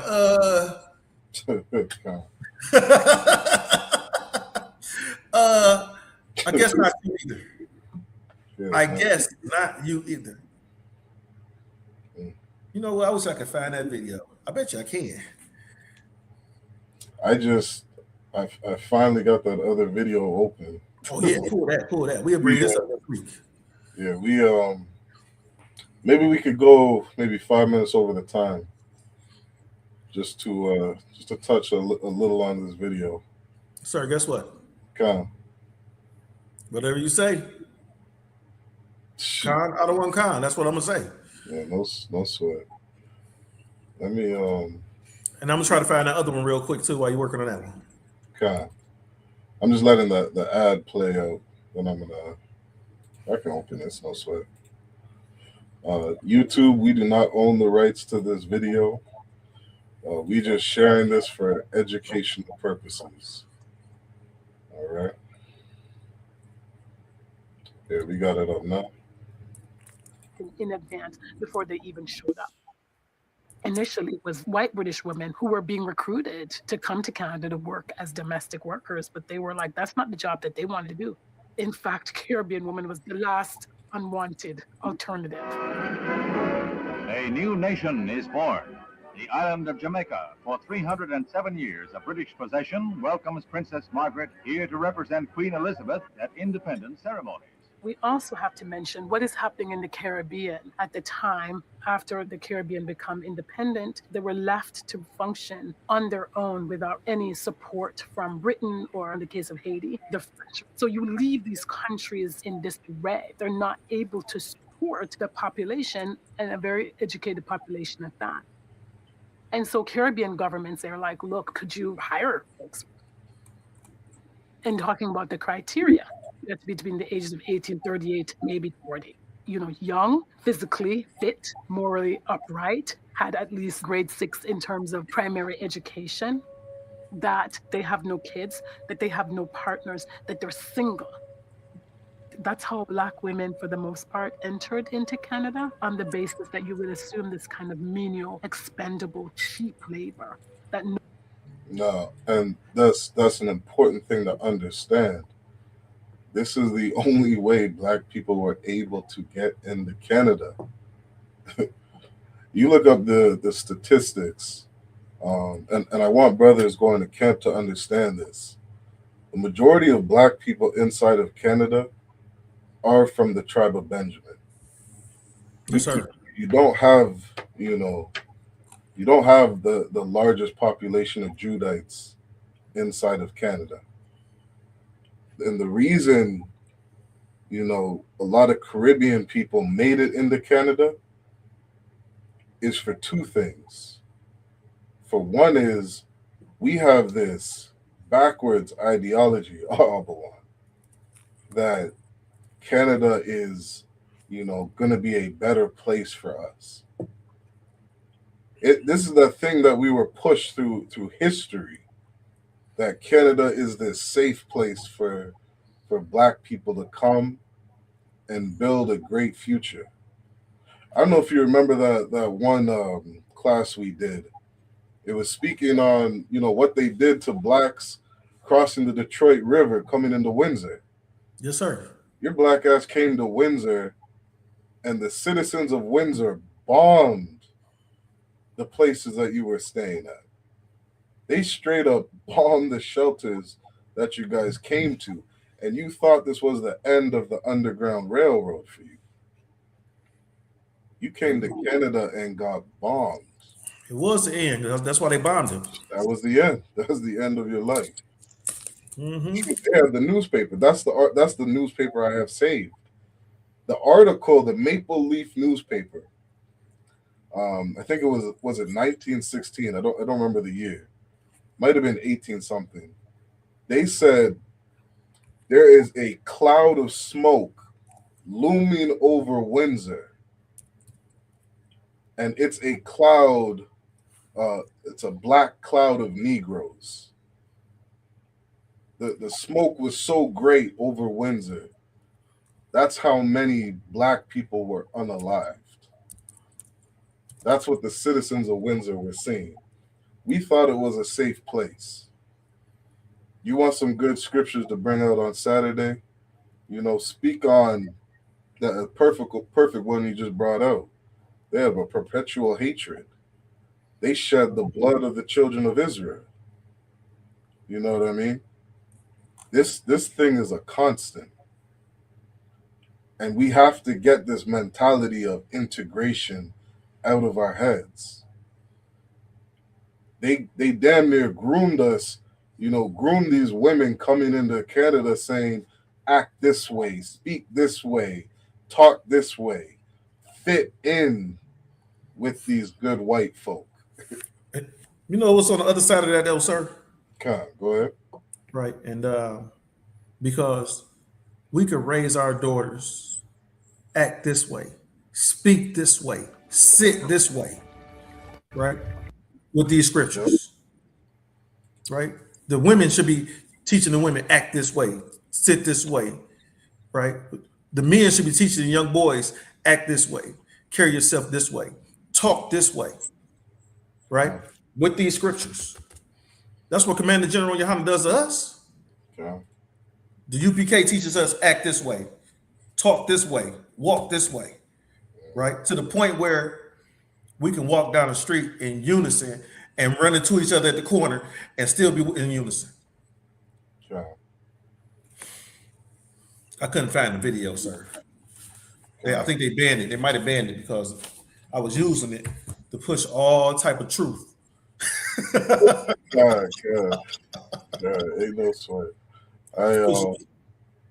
I'll probably have to do another class on this because, like I said, I had so much information I wanted to bring out. You know what I mean? But again, topic of the class was Canada don't want your black ass. Like those statistics are 2,000 black people a year allowed into Canada.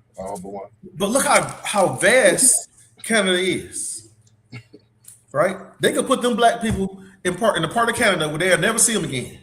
Look, I bring that up all the time. Canada, you can look, maybe bring up that statistic. Well, how much unused space Canada got? Yeah, I think it's like 91% of Canada is unused. See if you can pull that statistic up real quick. Will do. I got a mouse now, sir. So you see things get quicker. God. Finally got a mouse. Most side Christ. Yeah, I mean, like there's no reason for them not to let you in the country. You know what I mean? Damn near to the point they need your work so badly, they bring you in the country 8 months out of the year. They got a specific program for Mexican. You ain't gonna believe this. Canadians. That program is for you to come into the country and make them billions of dollars. Go ahead, Arbon. So, sir. Yep.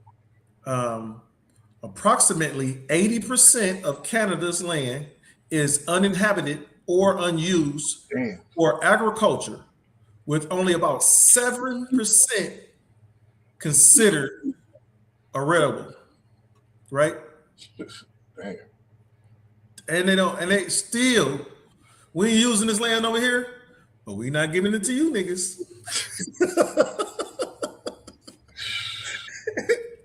Look, y'all, make sure y'all like, share, subscribe, and comment. Sir? Damn right. I ain't got to say nothing else. Lucky. You know what I mean? Another Monday Night History class. Tune into the Generals. I mean, Commander General Yohana's live. Tune into Black Watch. All right. Another Monday Night History class. With that, we say shalom. Shalom. Hey, listen, brothers and sisters, man. If you like what you hear, hit the subscribe button, man. Subscribe to this channel. And also, please, go to isupk.com and pay your tithe. Drop me some cash so we can move around this planet like we need to, man, and do the things we need to do. They're one west. They're one west. They're one west. They're